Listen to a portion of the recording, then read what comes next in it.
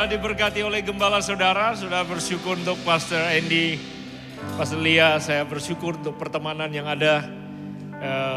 Buat saya friendship melebihi apa yang dunia seringkali kasih tempat atau kasih nilai. Dan saya berharap nanti waktu kita belajar, saudara bisa validasi apa yang tadi dikatakan mengapa kami menghargai pertemanan. Dan karena zaman sekarang acuan nilai kita menjalani kehidupan berbeda-beda. Jangankan teman, keluarga kandung aja sekarang kadang-kala ya kita sudah lihat ada banyak kasus di mana keluarga kandung, orang tua kandung, saudara kandung juga ya, you know what I'm saying. Tapi harusnya dalam Tuhan bukan hanya pertemanan tapi kehidupan kita sebagai komunitas harus punya acuan nilai yang berbeda. Itu yang menyebabkan dunia bisa mengenal Tuhan yang dalam kita. Setuju saudara?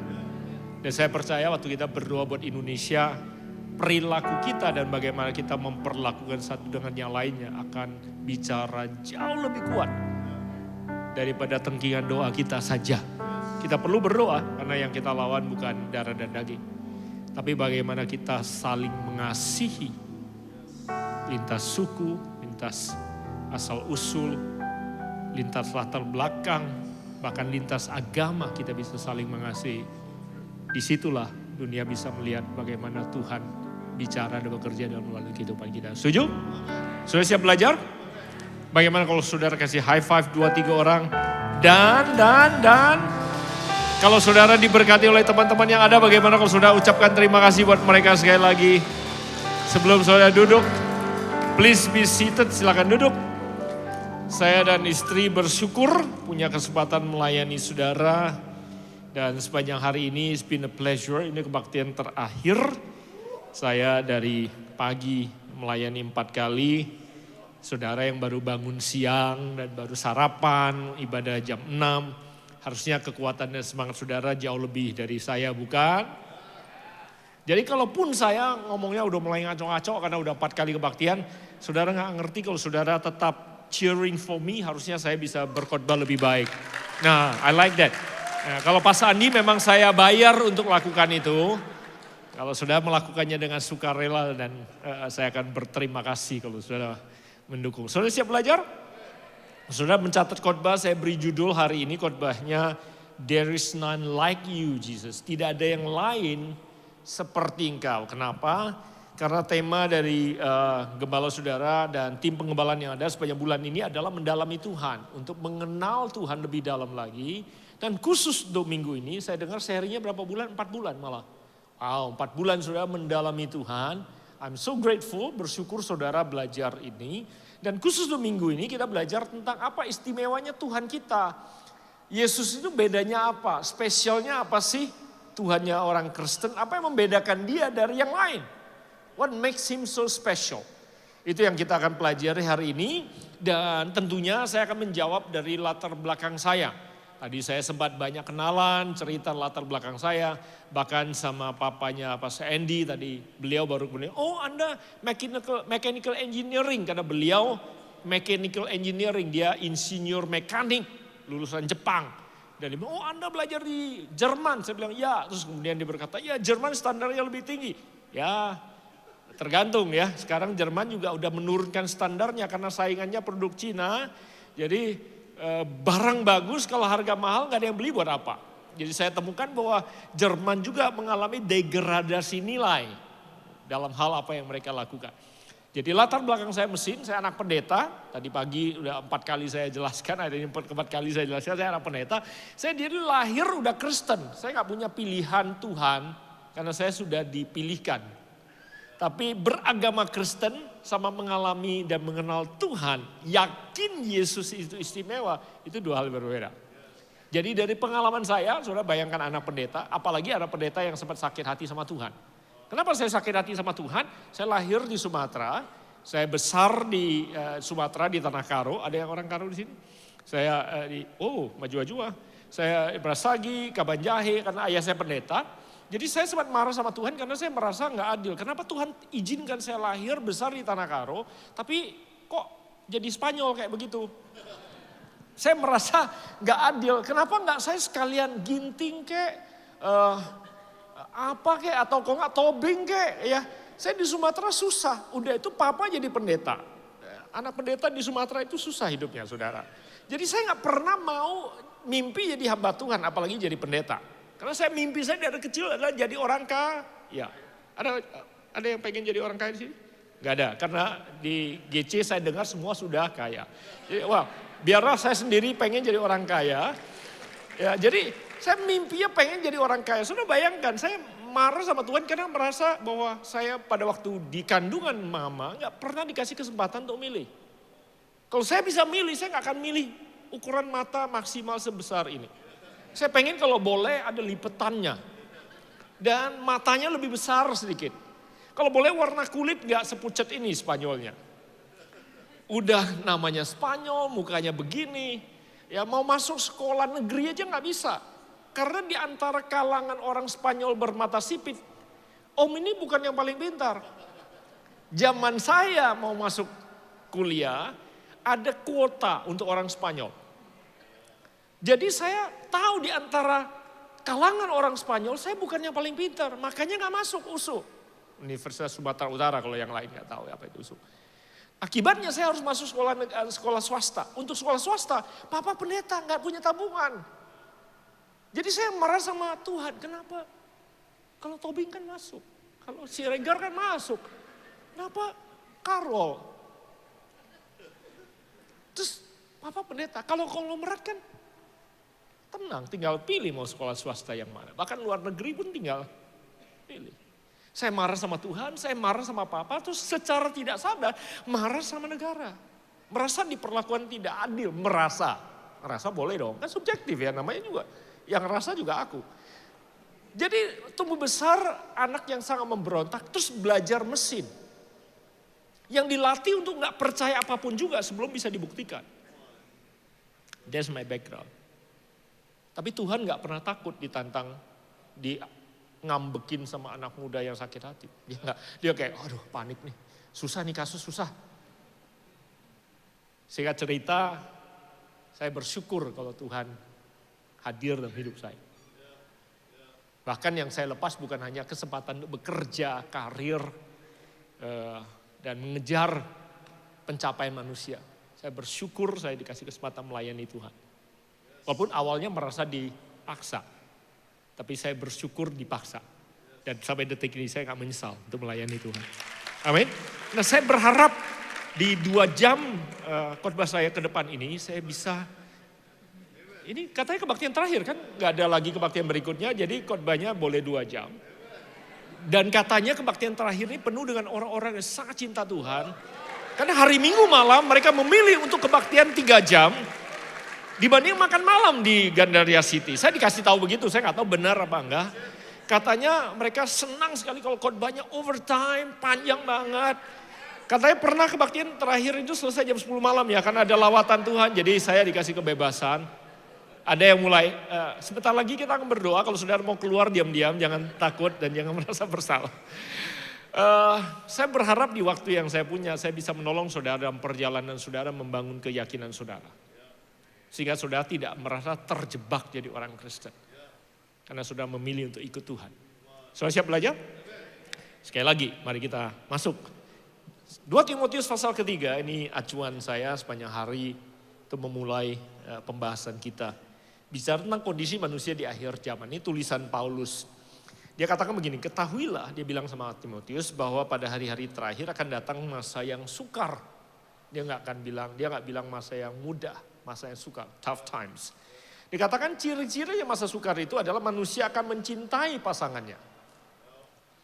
Dia akan mencintai apa? Dirinya sendiri. Itu ciri yang pertama. Kemudian dikatakan mereka akan menjadi hamba Tuhan semua. Dia akan menjadi hamba uang. Ini 2 ciri zaman di mana kesulitan datang. Karena mereka akan semakin mikirin diri sendiri, egosentris. Self-centered.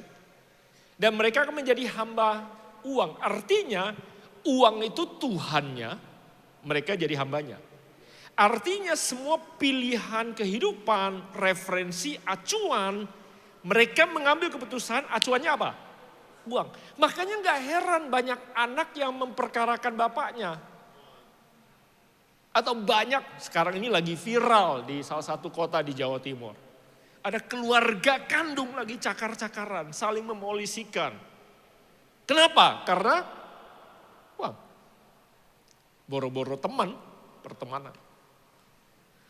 Dikatakan di masa-masa terakhir ini, manusia semakin mencintai dirinya sendiri dan menjadikan uang tuan dalam hidup mereka atau Tuhan dalam hidup mereka. Mereka jadi hamba. Akibatnya dikatakan kalimat-kalimat berikut ini adalah menggambarkan kondisi orang-orang atau manusia yang menjadikan uang acuan hidup dan mengasihi diri sendiri. Mereka akan membual, menyombongkan diri. Ya jelas, kalau mereka mengandalkan diri sendiri berhasil, kalau bukan menyombongkan diri apa dong? Karena yang mereka andalkan adalah diri sendiri, pencapaian mereka. Mereka akan menjadi pemfitnah, memberontak pada orang tua, tidak tahu berterima kasih, tidak peduli agama, tidak tahu mengasihi, tidak mau berdamai, menjelekkan orang, tidak dapat mengekang diri, garang, tidak suka yang baik, suka mengkhianat, tidak berpikir panjang, berlagak tahu, menuruti hawa nafsu daripada menuruti Allah. Itu adalah konsekuensi logisnya. Jadi kalau saudara selidiki keberadaan saudara, sekitar saudara, tempat kerja saudara, lingkungan saudara. Ada banyak yang tadi dibaca merupakan ciri-ciri orang-orang yang ada, nggak heran. Nah ini semua digambarkan oleh Alkitab sebagai kejatuhan manusia. Manusia jatuh sejak Kejadian pasal 3 pada waktu manusia memberontak pada Tuhan. Sejauh ini oke? Nah, ini bonus buat semua hamba-hamba Tuhan, tim yang sudah mendampingi saya dari pagi. Karena mereka udah dengerin khotbah ini 3 kali. Saya akan kasih bonus yang tidak saya ajarkan di kebaktian pertama, kedua, dan ketiga. Tapi jangan kasih tahu mereka, supaya mereka gak marah. Kejatuhan. Nah, manusia atau setiap kita selalu membentuk persepsi atau perspektif kita yang dunia filosofi sebut sebagai world view. World view itu adalah sudut pandang kita melihat kehidupan. Oke, world view kita. Teologi kita adalah world view kita. World view kita itu berasal atau terdiri dibangun di atas 4 hal. Kalau saudara mau catat boleh, kalau mau. Kalau enggak apa-apa. Enggak ditanyain di surga, percayalah. World view setiap kita, sudut pandang kita ini agak sedikit seperti kuliah. Terlalu berat, kalau saudara mau tidur silakan. 4 hal. Saudara siap? Yang pertama adalah asal usul saudara, origin saudara. Oh saya dari Batak, bukan itu asal usulnya maksudnya. Asal usul saudara, pertanyaan saudara, gua ini berasal dari mana? Penjelmaan binatang yang menjadi semakin baik kah? Alam semesta ini datang karena ada tabrakan kemudian kita jadi seperti itulah. Itu pertanyaan origin. Saudara ngerti maksud saya? Setiap kita sadar tidak sadar bertanya pertanyaan itu. Jawaban atas pertanyaan itu yang membentuk pola pikir kita atau worldview kita. Saudara berasal dari mana? Dan kemudian selain asal, tentunya pertanyaannya adalah kemana saudara pergi? Destiny-nya apa? Jadi worldview kita dibentuk oleh origin dan destiny. Akhirnya kita kemana? Di tengah-tengahnya ada 2 hal yang membentuk hidup kita di antara dari mana kita berasal, kemana kita pergi. Yaitu yang pertama meaning, purpose kita. Ngapain kita di sini? Tujuannya apa? Dampaknya apa? Meaningnya. Selain meaning, yang lain yang menjembatani antara origin dan destiny kita adalah morality, moralitas kita. Latar belakang dasar daripada moral kita apa? Nah tadi kalau orang dasar moralnya adalah uang, maka semua keputusan dia berdasarkan uang. Are you getting it so far? 4 hal ini membentuk view kita. Ini mempengaruhi teologi saudara. Kalau teologi saudara destiny-nya adalah surga, maka hidup saudara hanya ingin membawa teman-teman masuk surga saja. Khotbahnya maka hanya adalah Tuhan Yesus akan datang segera seperti Yohanes Pembaptis. Bertobatlah karena kerajaan Allah sudah. World view-nya adalah surga destiny-nya. Nah pertanyaannya adalah what is your world view? Saudara percaya berasal dari mana? Nah, saya banyak ketemu sama orang yang berkata, ini kan tabrakan dunia. Dunia ini berasal dari tabrakan bukan penciptaan. Saya bilang, bayangkan ya, tabrakan itu bisa menghasilkan keteraturan. Tata surya ini, galaksi-galaksi yang ada kan teratur ya. Agak sulit untuk dipercaya kalau ini hasil tabrakan, bukan ada yang penciptanya. Bagaimana kakak tahu kalau ada yang menciptakan? Emang hadir waktu Tuhan menciptakan? Hanya karena Kejadian pasal pertama tulis Allah pada mulanya Allah menciptakan, terus gue percaya begitu. Ya gak harus percaya sih. Hanya karena gue gak hadir bukan berarti gue juga gak bisa percaya kalau Tuhan menciptakan. Saya kasih contoh. Ini ilustrasi bukan dari saya, dari Dr. R. Bernard, salah satu mentor yang kami pelajari hidupnya dan pengajarannya. Dr. Bernard bilang ini, suatu hari kalau seandainya saudara jalan-jalan di trotoar jalan terus katakanlah seperti di luar nanti saudara keluar. Tiba-tiba saudara ketemu ada uang-uang coins, misalnya Australian dollar katakanlah, berceceran di lantai. Ada $2, ada $5, ada $1 jatuh. Apalagi saudara tahu mata uang Australia $1 itu 10.000 lebih. Saya temukan ada $5 beberapa potong, $2 beberapa potong. Kira-kira jemaat Grow Center yang sangat cinta Tuhan melihat uang orang jatuh.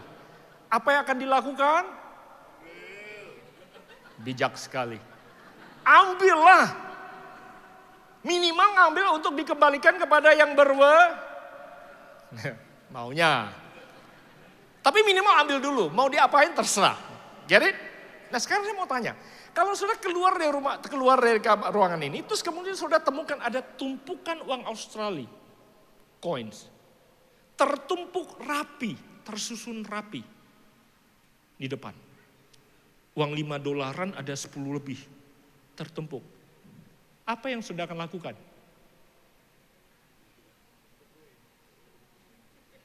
Apa yang sudah akan lakukan? Kata Pastor Monty, tungguin. Kenapa tungguin, Pastor? Kalau nggak ada yang ambil, baru kita ambil. Kenapa nggak langsung diambil dibandingkan yang tadi? Emang lihat ada yang nyusun? Kenapa curiga ada yang nyusun? Karena kalau jatuh tidak sengaja nggak mungkin rapi. Apa kesimpulan kita yang otaknya sederhana? Segala sesuatu yang nggak sengaja nggak mungkin rapi. Kalau saudara lihat segala sesuatu teratur, harusnya saudara curiga, ini siapa di baliknya? Betul nggak saudara? Waktu saya udah mau habis belum khotbah. Saya yakin mau dilanjutkan dengan baik. Apakah ini menarik perhatian saudara? Jadi kalau bicara soal origin, saudara perlu percaya saudara diciptakan oleh Tuhan. Ciptakan untuk apa? Itu penting. Kejadian pasal pertama kasih tahu sebelum manusia jatuh dikatakan manusia diciptakan untuk memenuhi dan menaklukkan bumi. Yang setuju katakan amin. Bukan untuk populate heaven. Surga datang belakangan. Bumi diciptakan untuk manusia penuhi dan taklukkan. Maka diciptakannya laki-laki dan diciptakannya perempuan dan laki-laki. Urutannya harusnya laki-laki dulu baru perempuan. Cuman karena gambarnya perempuan dulu, abaikan urutannya ya. Ayo oke so far? Dan mereka berdua harus menjadi satu. Kalau mereka bersatu badannya, bumi penuh. Perlu diajarkan lebih jauh adik-adik? Gak perlu, oke? Jelas ya? Kalau mereka bersatu tubuh, bumi penuh. Tapi untuk menaklukkan bumi dibutuhkan lebih daripada badannya jadi satu. Manusia itu tubuh, jiwa, dan roh. Kalau tubuhnya penuh jadi satu, bumi penuh. Tapi kalau jiwanya jadi satu, apanya jadi satu? Pikirannya, perasaannya, maunya jadi satu, apalagi rohnya, hatinya jadi satu, mereka menjadi satu, maka mereka akan punya keturunan yang bukan hanya memenuhi bumi, tapi menaklukkan bumi. Itu tujuan awal Tuhan percayakan manusia. Dan Tuhan memberkati manusia. Tahukah saudara bahwa sebelum ayat 26 dan 27 dan 28 kejadian fase pertama, semua yang Tuhan firmankan langsung jadi kenyataan. Jadilah terang, terang langsung. Jadilah matahari, matahari loh Tuhan ciptakan dengan firman. Hanya saudara dan saya Tuhan ciptakan dengan tangan. Tuhan menjadikan manusia dari debu tanah. Kata menjadikan itu dipakai untuk membentuk sesuatu dari sesuatu yang sudah diciptakan. Apa yang sudah diciptakan? Tanah diciptakan sebelumnya. Manusia dijadikan dari debu tanah. Kalau saudara senang belajar aja. God made man. Kata made itu dijadikan artinya membentuk manusia dari sesuatu yang sudah diciptakan. Badannya dibentuk, dijadikan dari tanah. Tapi kemudian kalimat berikutnya di ayat 27 Tuhan menciptakan laki-laki dan perempuan. God create. Nah, menciptakan untuk sesuatu yang belum pernah ada sebelumnya. Artinya badannya dijadikan tapi kepriaannya diciptakan oleh Tuhan. God create man. Tuhan menciptakan kepriaan. Tuhan menciptakan kelaki-lakian. Dan kemudian Tuhan menciptakan kewanitaan setelah diambil dari laki-laki. God create them. 2 kali kalau saudara perhatikan di situ. Artinya kalau seorang ciptaan mau tahu siapa dia sesungguhnya, dia harus kembali kepada penciptanya. Oke, sekarang saya punya waktu sedikit untuk kasih saudara konspirasinya. Karena Tuhan mau manusia memenuhi dan menaklukkan bumi, iblis berusaha membuat manusia jatuh supaya manusia tidak lagi punya potensi atau tidak memanfaatkan potensi untuk memenuhi dan menaklukkan bumi. Kenapa saya bilang potensi? Karena pada waktu Tuhan ciptakan dunia, Tuhan hanya berfirman. Pertama kali apa yang Tuhan firmankan tidak langsung jadi adalah pada waktu Tuhan berkata, jadilah banyak. Setelah Tuhan bilang jadilah banyak, Adam dan Hawa enggak kayak wow, ucok butet, Adi, Alim, semua udah lahir di situ. Enggak, karena setelah Tuhan bilang jadilah banyak, Adam dan Hawa tetap berdua. Artinya kemampuan untuk menjadikan diri mereka jadi banyak, itu ada di dalam diri Adam dan Hawa. Itu yang disebut sebagai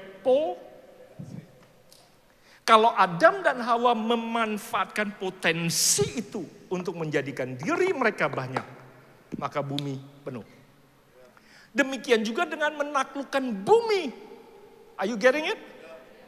Potensi untuk menaklukkan bumi. Apa potensi untuk menaklukkan bumi? Darat, laut, udara. Ikan di laut, burung di udara, binatang merayap di bumi diserahkan pada Adam dan Hawa untuk kita taklukkan. Semua upaya untuk kita menggalinya itu namanya eksplorasi.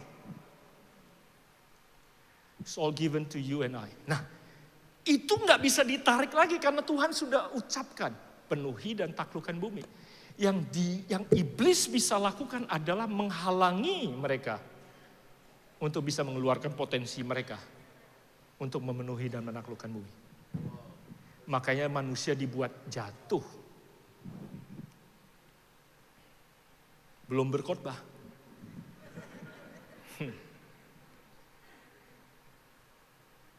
Destiny kita adalah pemulihan.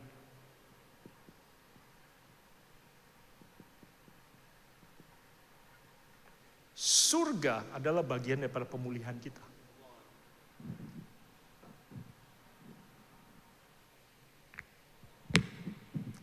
Tuhan ingin memulihkan kita kepada original purpose. That's why you are here.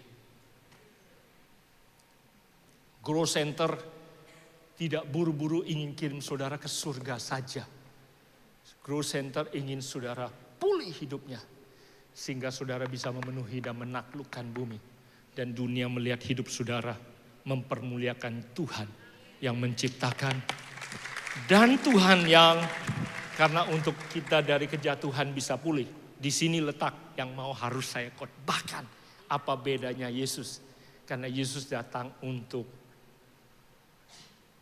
menebus hidup saudara. Semua, mau agama apa saja dunia, tidak bisa menyangkali kejatuhan. Semua ingin menawarkan pemulihan. Tapi tidak ada yang mati untuk menebus kehidupan saudara. Kecuali hanya satu orang. Semua mengajarkan perubahan perilaku. Manusia gak boleh egois. Betul. Gimana caranya tapi? Menyangkali diri. Itu teorinya. Mau dilanjutkan di sini? Hanya Yesus yang datang dan Alkitab berkata, karena kasih. Karena begitu besar Allah yang menciptakan manusia ini. Begitu Allah mengasihi mereka, sehingga Allah mengirim putra yang tunggal, artinya segala-galanya untuk menebus. Dia tidak membuang dan menciptakan yang lain, tapi dia menebus apa yang ada. Supaya mereka tidak binasa, tapi memperoleh hidup yang kekal. Kekal kembali memenuhi panggilan dan tujuan kenapa dia diciptakan.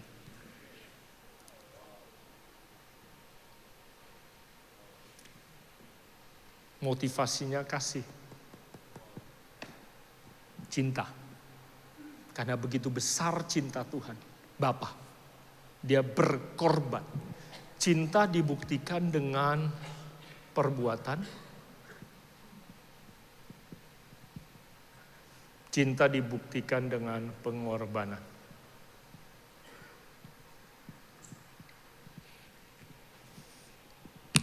Anak-anak gadis, kalau cari suami, lihat apanya kalau begitu? Mobilnya tentunya, Kak. Jabatannya, Kak. Bibit bebet bobotnya, Kak. Cinta hanya bisa dibuktikan dengan perbuatan dan pengorbanan. Kalau dia bilang I love you, pertanyaan saya, what has he done to prove it to you? Dia sering kirim message menunjukkan perhatian. Ya, kalau SMS dan WA kuotanya nggak terbatas,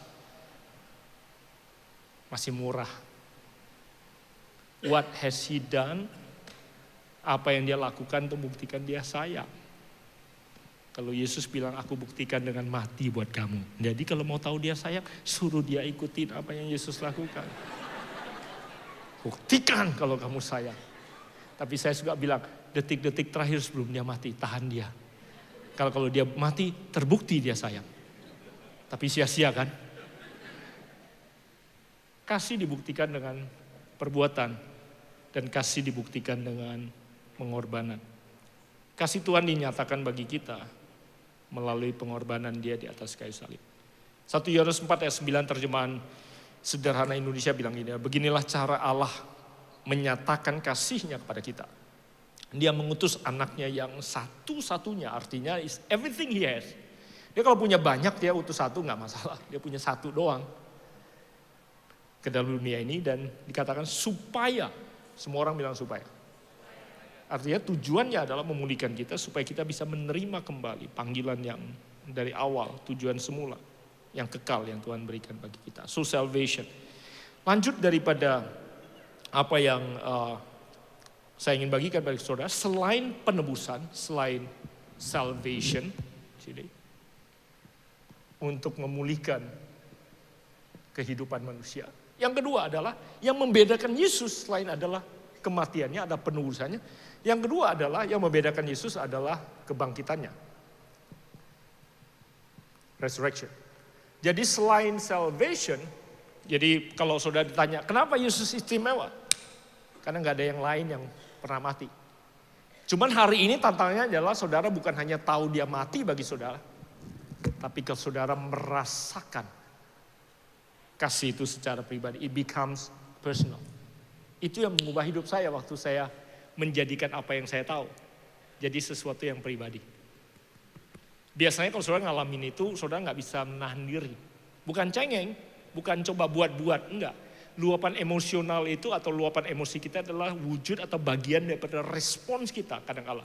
Kita mengalami intervensi surga dalam kehidupan kita. Amen. Kasih. Nah, yang kedua adalah yang membedakan Kristus adalah dia bangkit. Emang kakak ada waktu dia bangkit? Ada buktinya? Ya memang nggak ada. Alkitab hanya mencatat orang-orang yang menjadi saksi. Tapi kan banyak bilang, tapi bagaimana saya bisa yakin catatan Alkitab? Oke lah, kita nggak sedang Bible study membuktikan Alkitab itu firman Allah. Nanti itu kelas tersendiri. Pastor Monty aja biar suruh ngajar itu. Tapi yang saya mau saksikan pada saudara adalah bahwa kebangkitan Yesus, kalau pengorbanan Yesus atau penebusan Yesus adalah wujud daripada kasihnya, kebangkitan Yesus itu adalah wujud pembuktian daripada kuasanya. Saudara nggak harus percaya saya. Saudara bisa tantang kuasa Yesus bekerja dalam kehidupan saudara. Itu that's a message yang saya mau sampaikan pada saudara. Karena kuasanya hidup, karena dia bangkit, Alkitab saya berkata, kuasa yang bisa bangkitkan dia dari kematian, kuasa itu bisa bekerja dalam hidup kita. Nah pertanyaannya adalah, area mana kehidupan saudara membuktikan kebangkitan? I challenge you, saya tantang saudara untuk undang dia. Kalau saudara alami itu menjadi sesuatu yang pribadi bagi saudara. Sehingga Yesus menjadi segala-galanya dalam hidup saudara. Nah, malam hari ini, saya merasa Roh Kudus kasih tahu saya ada beberapa di antara saudara yang struggle dengan fear. Saudara, tanya sama all the pastors, saya dari tadi pagi saya nggak prophetic. I was just teaching. Saya mengajar. Malam hari ini, for some reason, Roh Kudus taruh di saya. To tell some of you, you're struggling with fear. Saudara takut. Saudara nggak bisa taklukkan takut dengan apapun juga. Kecuali saudara izinkan kuasa Tuhan datang bekerja. Saudara bisa dimerdekakan, dibebaskan. Sehingga saudara tahu bahwa kuasa yang membangkitkan Yesus ada dalam saya. Saudara nggak lupa ingatan. Karena semua yang bikin saudara cemas dan takut masih ada di situ. Tapi saudara punya iman. Karena dia bekerja. Ada orang beda-beda. Ada yang perlu kuasa mujizat. Ada yang perlu kuasa tentang. Malam hari ini saya merasa. The many of you saudara struggling with anxiety. Saudara bergumul dengan what if ke depan gimana saudara. Bagaimana dan sebagainya. Saudara Tuhan mau pulihkan engkau. Supaya saudara bisa kembali kepada panggilan yang semula. Dan dia tidak sedang merencanakan supaya saudara terjebak dalam depresi, anxiety, and fear. Dan dia mau membebaskan saudara malam hari ini juga. Ada amin? Dia sudah mati, tapi yang jauh lebih penting adalah dia sudah bangkit. Dan saudara bisa hakul yakin. Oh dia sudah bangkit. Kenapa? Gue ngalamin kuasanya. Berulang kali dalam kehidupan kami perlu mengalami kebangkitan itu dalam kehidupan kami. Dan yang menarik adalah kebangkitan Tuhan dalam kehidupan kita tidak cuma sekedar memberikan sesuatu yang lebih baik, memperbaiki yang lama. Dia memberikan kepada kita sesuatu yang sepenuhnya baru. Saya minta tim worship ambil posisi. Tadi saya ambil kisah, saya ceritakan saja tentang seorang wanita yang jadi kebaktian sebelumnya saya baca 11 ayat, tapi saya ceritakan aja buat saudara. Cerita tentang wanita yang ketangkep basah berzina, saudara pasti tahu kisahnya. Dan menurut hukum Musa, dia itu harusnya dirajam mati hukumannya. Karena di hukum Musa itu harus dirajam mati. Tapi tadi pagi saya baca, saya bilang menarik sekali. Barang buktinya cuma dia, kan zina kan harus 2 orang ya. Kan sendiri kan bukan zina ya. Cuma barang bukti yang satu lagi hilang, si bapak hilang. Asumsi saya pasti ada kekuatan politik di situ yang menyebabkan barang bukti bisa hilang. Tapi tetap eksekusi bisa terjadi kan gitu kan. Aneh kan? Ya whatever dikatakan. Yesus tidak tanya mana barang bukti yang lain. Yesus gak berargumentasi deh. Ya memang salah, memang udah benar dia salah ketangkap basah kok masih basah kan, jadi kan. Entah rambutnya atau apanya nggak tahu. Ketangkap basah jadi udah. Yesus bilang betul hukumnya dia harus dirajam mati. Cuman Alkitab saya mencatat dia lukis-lukis atau menulis di lantai. Gak ada yang pernah tahu dia nulis apa. Ada yang nafsirin pasti nama-nama orang-orang di situ nih. Luka juga gini kan, ditulis gitu. Jadi dikasih tahu, ada yang menafsirkan dosanya orang-orang itu ditulis itu. Sehingga mereka pada pergi. Karena Yesus bilang sebenarnya, yang gak berdosa lempar batu pertama. Dikatakan yang pergi duluan justru yang paling tua. Tafsiran saya mungkin yang paling tua, dosanya paling banyak, jadi pergi duluan. Atau sadar duluan, yang muda gak sadar-sadar kalau dosa. Padahal kalau segi dosa, semua manusia sama dosanya sebenarnya. Gak tua dan muda. Cuma mungkin yang muda sadarnya belakangan, mungkin. Pada singkat cerita, semua pergi. Sampai Yesus bilang, mana mereka yang harusnya menghukum kamu? Gak ada katanya. Terus Yesus bilang, oke, sekarang pulanglah. Jangan lagi berdosa mulai dari sekarang. Yang terjadi adalah wanita ini yang tadinya itu hari terakhir dia menghirup udara segar. Harusnya dia sudah tidak hidup lagi. Yang dia terima hari itu sebenarnya bukan cuma sekedar nyawanya kembali. Yang dia terima adalah kehidupan yang baru. Karena Yesus bilang mulai detik ini jangan lagi kamu berbuat dosa. Pemulihan yang Yesus lakukan dalam kehidupan kita, itu bukan perbaikan kehidupan kita yang lebih baik dari yang lama. Karena kalau iya harusnya wanita ini dikirim ke panti rehab, ke sinagoga. Dulu dia pelacur, gak punya pekerjaan yang lain. Dia dilatih, belajar, diajarin bikin kue supaya bisa membangun profesi yang baru. Atau belajar menjahit. Itu namanya perbaikan perilaku, perbaikan kehidupan. Enggak. Yesus bukan hanya memberikan dia nyawa atau menyelamatkan dia dari nyawanya. Yesus memberi dia kesempatan hidup yang baru. Itu yang dilakukan oleh kebangkitan Yesus dalam hidup kita. Pernikahan saudara bukan diperbaiki, saudara diberi kesempatan bangun kehidupan yang baru. Kenapa? Karena saudara di sini waktu ditebus bukan cuman terjadi perbaikan perilaku, terjadi pertukaran kehidupan. Karena barang siapa yang ada dalam Kristus, dia adalah ciptaan yang baru. Yang terjadi adalah exchange of life. Saudara kasih hidup saudara yang lama dan dia kasih saudara hidup yang baru.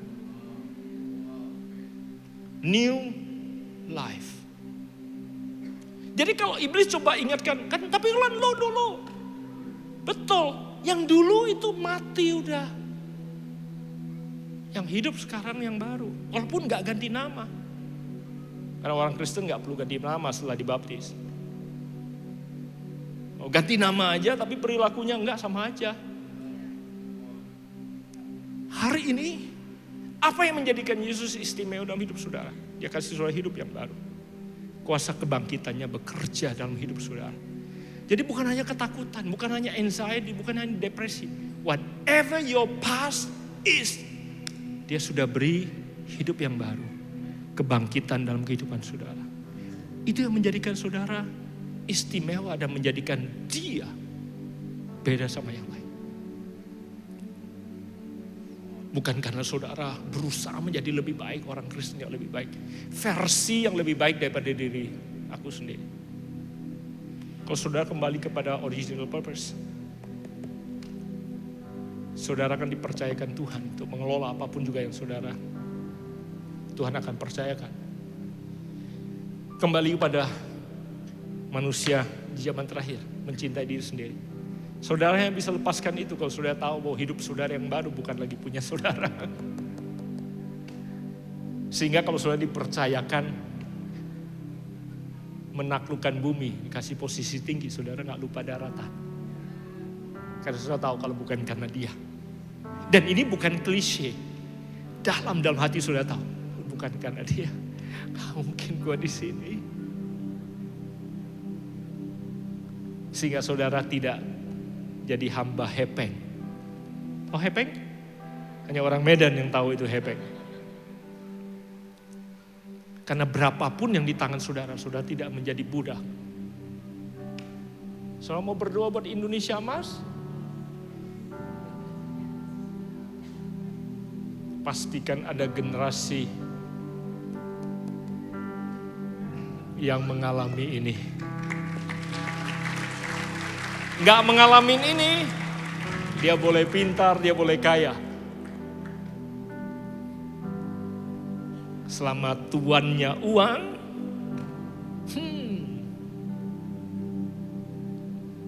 Dilanjutkan kalimatnya sendiri.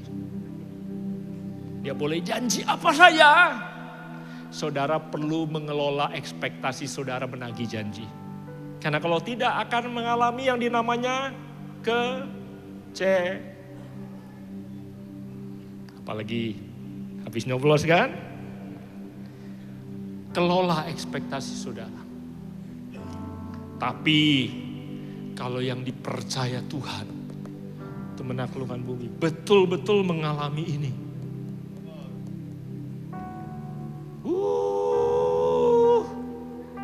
Bukan cuma 4 besar ekonomi dunia. Kenapa? Karena potensi yang Tuhan taruh dalam diri kita, termasuk menciptakan, itu ada di dalam diri kita. Menjadikan apa yang belum ada menjadi ada, sudah ada dalam kita. Kreativitas, saudara bisa bayangkan kreativitas itu bekerja. Dan kalau dunia lihat saudara seperti itu, tapi kok bisa kamu seperti itu? Tapi tetap rendah hati. Sudah tahu jawabannya udah? Bukan kuat dan gagah. Karena kita tahu dari mana kita berasal. Jadi kalau mau cari pasangan hidup di gereja, jangan cuma lihat dia rajin pakai baju denim melayani hari Minggu. Lihat bagaimana perbuatannya, pengorbanannya membuktikan apresiasinya dia kepada Yesus yang bekerja dalam kehidupannya. Dan bagaimana dia menghidupi kuasa kebangkitan itu dalam kehidupannya. Jadi gak heran kalau saya bilang, kok orang Kristen begitu? Emang jaminan kalau KTP-nya Kristen? Kok anak Tuhan begitu? Definisi anak Tuhan itu apa? Dia rajin ke gereja, so what gitu loh. Tapi gak ada di kebaktian yang rohani yang di. Sudah belajar sesuatu? Saya sudah lewat 6 menit dari waktu yang dikasih. Terima kasih untuk 6 menit yang sudah berikan bagi saya. Semoga setiap menit yang saya pakai menambahkan perjalanan iman sudah bersama dengan Tuhan. Saudara mengasihi Yesus? Mari kita bangkit berdiri bersama-sama. Kalau sudah cinta Tuhan, kalau sudah bersyukur, kalau sudah mengalami penebusannya, sudah mengalami kebangkitannya, ucapkan syukurmu pada Dia. Sore hari ini ambil waktu mengangkat tanganmu sembah Dia. Tapi kalau sudah belum pernah mengalaminya, saudara bisa buka hati bilang, Tuhan aku perlu Engkau. Aku mau mengalami pertukaran hidup. Aku beri hidupku yang lama kepadamu. Dan aku terima Engkau sebagai Tuhan dan Juru Selamatku. Aku mau menjadi ciptaan yang baru. Buat saudara yang sedang mengalami depresi, takut, khawatir, cemas, terikat oleh apapun juga, nggak bisa tidur dan saudara terpaksa harus pakai obat tidur. Hari ini, kalau engkau hadirkan Dia, saudara bisa bebas dari obat.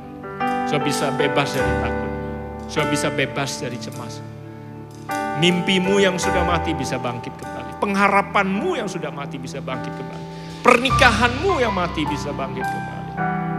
Come on, dimanapun kau berada, hampiri Dia. With arms held high, Sembah Dia. Lord, Saya minta Pastor Andi berdoa bagi saudara. Percaya hadiratnya ada di sini. Come on, kita masata kahaya rabba. Free, free, free. Bebas hari, bebas. Namanya Yesus. Namanya Yesus. Namanya Yesus.